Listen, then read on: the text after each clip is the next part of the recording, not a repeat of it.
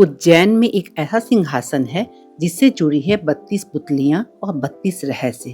कहते हैं ये पुतलियां खुद राजा विक्रमादित्य की कहानी सुनाती है।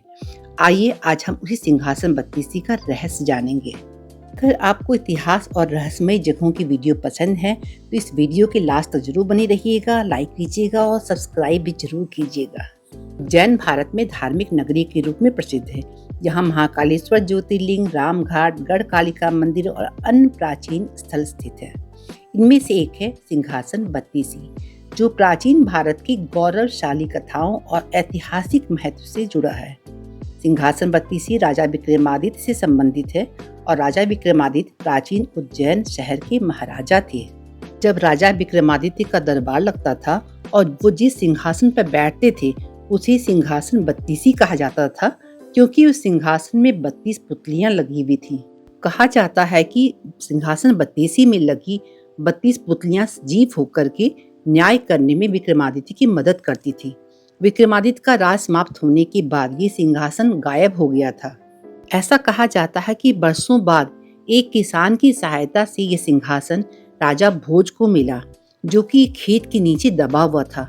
सिंहासन के चारों ओर 8-8 यानी कुल 32 पुतलियां थी। राजा भोज के आदेश के अनुसार सिंहासन को दुरुस्त करवाया गया। सिंहासन पर बैठने के लिए राजा भोज ने पंडित और ज्योतिषियों से शुभ मुहूर्त भी निकलवाया। दिन तय हो गया। दूर दूर से लोग पहुंचे। सिंहासन की पूजा अर्चना के बाद जैसे ही राजा भोज ने अपना दाहिना पैर बढ़ाकर सिंहासन पर रखना चाहा, सारी पुतलियां खिलखिलाकर हंस पड़ी। लोगों को बहुत अचंभा हुआ कि ये बेजान पुतलियां कैसे हंस रही हैं। राजा ने अपना पैर पीछे खींच लिया और पुतलियों से पूछा, ओ सुंदर पुतलियों, सच सच बताओ तुम क्यों हंसी? पहली पुतली का नाम रक्त मंजरी था। राजा की बात सुनकर वह बोली, राजन, आप बड़े तपस्वी हैं, धनी हैं, बलवान हैं, लेकिन इन सब बातों का आपको घमंड भी है। जिस राजा का ये सिंहासन है वह दानी, वीर और धनी होते हुए भी विनम्र थे, परम दयालु थे। राजा कुछ नाराज हुए। पुतली ने उन्हें समझाया, महाराज, यह सिंहासन परम प्रतापी और ज्ञानी राजा विक्रमादित्य का है।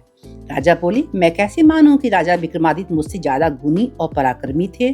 पुतली ने कहा, ठीक है, मैं आपको राजा विक्रमादित्य की कहानी सुनाती हूँ। सिंहासन 32 की पहली पुतली रत्न मंजरी ने सुनाई एक कहानी।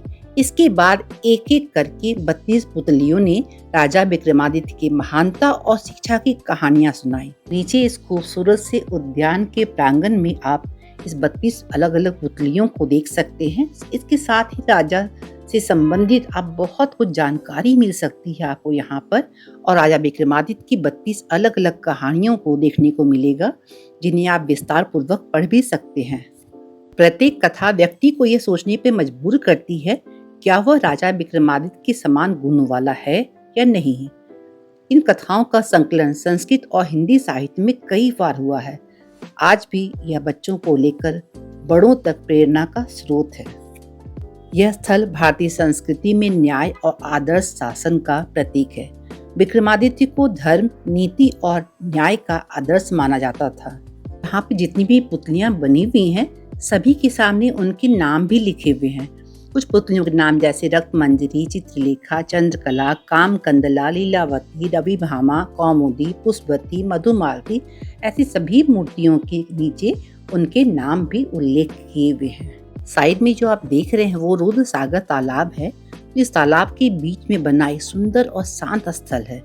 तो यहाँ पे सभी मूर्तियाँ बहुत ही नक्काशीदार बनी हुई हैं, और जब हम ऊपर सीढ़ियों पे चलेंगे तो राजा विक्रमादित्य की बहुत सुंदर प्रतिमा बनी हुई है। तो चलिए चलते हैं सीढ़ियों से ऊपर की तरफ और दिखाते हैं आपको राजा विक्रमादित्य का सिंहासन, और यहाँ पे और भी बहुत सारी मूर्तियाँ बनी हुई हैं। सीढ़ियों से ऊपर चबूतरे पर पहुँचने के पश्चात बड़े सिंहासन पे राजा विक्रमादित्य की मूर्ति तो बनी हुई है ही, इसके अलावा राजा विक्रमादित्य का एक छोटा सा मंदिर भी बना हुआ है, जहाँ पे आप उनकी मूर्ति के दर्शन कर सकते हैं। ये जगह बहुत ही खूबसूरत है। इसके अलावा यहाँ महादेव के दर्शन कर सकते हैं, और यहाँ पे हवन स्थल भी है। और साथ ही जो सामने सफेद पत्थर देख रहे हैं वो खुदाई से निकले सिंहासन के अवशेष माने जाते हैं, और रोज उनकी पूजा की जाती है, और पर्यटक इसे विक्रम टीले के रूप में देखते हैं। तो चबूतरे पे विक्रमादित्य की मूर्ति के अलावा उनके नवरत्न यानी दरबार के 9 महान कवि, विद्वान और कलाकार थे, जिसमें प्रमुख थे कालिदास, वराहमिहिर, धन्वंतरि, अमर सिंह, शंकु, बेताल भट्ट और खटखपर और बहरूची, जो विभिन्न क्षेत्रों जैसे साहित्य, ज्योतिष, चिकित्सा और वास्तुकला में निपुण थे और उज्जैन के उनके दरबार की शोभा बढ़ाते थे। उन सभी की मूर्तियां भी यहाँ पर शामिल हैं। यहाँ आकर आपको बहुत अच्छी जानकारी मिलेगी जो ऐतिहासिक है और साथ ही गर्व का विषय है। तो इसलिए यहाँ पे जब भी महाकाल दर्शन करने उज्जैन आए तो यहाँ पे जरूर आइएगा। सामने ये सिंहासन देख रहे हैं, ये कोई भौतिक सिंहासन नहीं है, बल्कि राजा विक्रमादित्य से जुड़ी 32 कथाओं का संग्रह है। विक्रमादित्य की ये प्रतिमा पीतल की बनी हुई है और 30 फुट ऊंची है और जिसे उज्जैन नगर निगम और सिंहस्थ तैयारी समिति ने बनवाया था। तो दिमाग में अब ये सवाल उठता है कि वो सिंहासन कहाँ गया जो राजा भोज को मिला था। जब एक एक करके सभी 32 पुतलियां राजा भोज को कहानी सुना रही थी, जब 32वीं पुतली की कहानी राजा भोज ने सुना, तब उन्होंने ये सोचा, उन्हें एहसास हुआ कि यदि वो राजा विक्रमादित्य का सम्मान करते हैं तो वो इस सिंहासन पर बैठने की गलती नहीं करेंगे और उन्होंने वह सिंहासन फिर से पृथ्वी को सौंप दिया। मान्यता है कि ये स्थान पे राजा विक्रमादित्य का सिंहासन आज भी दबा हुआ है। सिंहासन 32वीं भारतीय इतिहास, संस्कृति और साहित्य का अनमोल हिस्सा है।